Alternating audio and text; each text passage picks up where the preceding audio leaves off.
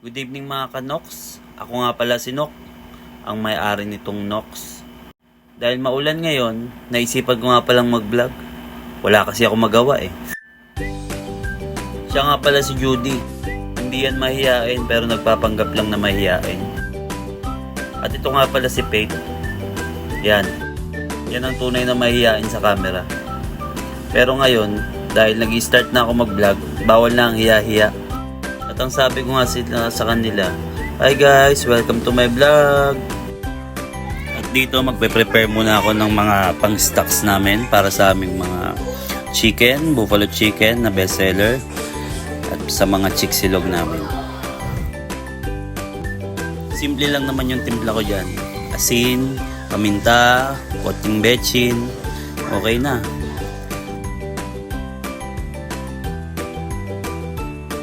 At dito meron na nga palang umorder sa atin na isang pork katsu. At gagawin muna natin yan.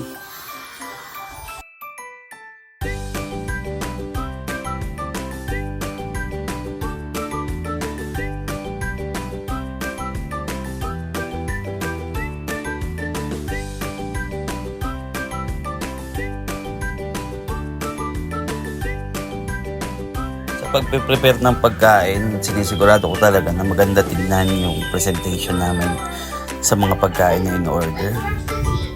Mas naiengganyo kasing bumalik yung customer namin. Siyempre, pag masarap na tapos maganda pa yung presentation mo. Dito may dumating na isang grupo. Umorder sila ng 10 silog. Yan, pinrepare namin yan. Prepare muna natin itong 10 silog na to. Iba-iba yung order nila. Merong chick silog, merong liempo silog, at saka meron ding pork katsu. Regular customer na nga din pala namin itong order na to. Nakailang balik na rin sila sa amin. Lagi silang marami, kaya nakakatuwa. Pag may mga regular customer na kayo, alagaan nyo. Sigurado ko talaga na quality yung masiserve ko sa kanila, lalo pagka sobrang dami nila. Malaking bagay yan sa tindahan natin, lalo pag bumabalik sila.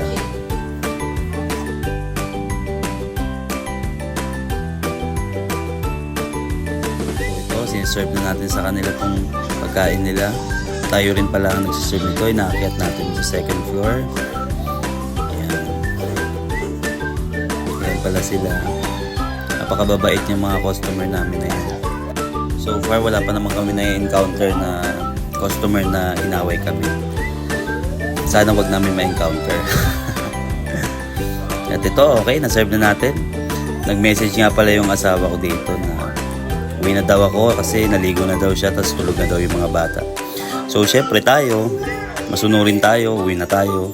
Iwan na natin sila dyan, kaya na nila yan. Ito, nagmadali na nga ako umuwi dito. At tinap-speed ko na yung motor ko dito kasi naligo na daw yung asawa ko.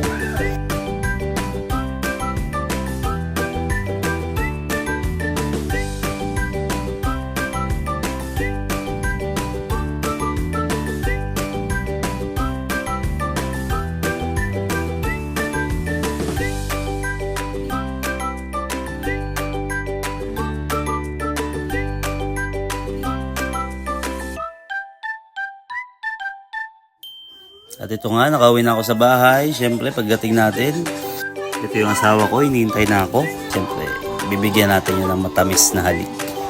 Yes! Yan.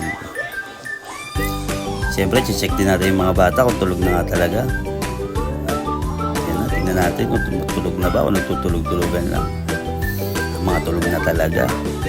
So, yun. Paano? Kalas-kalas muna tayo, guys. Bye-bye!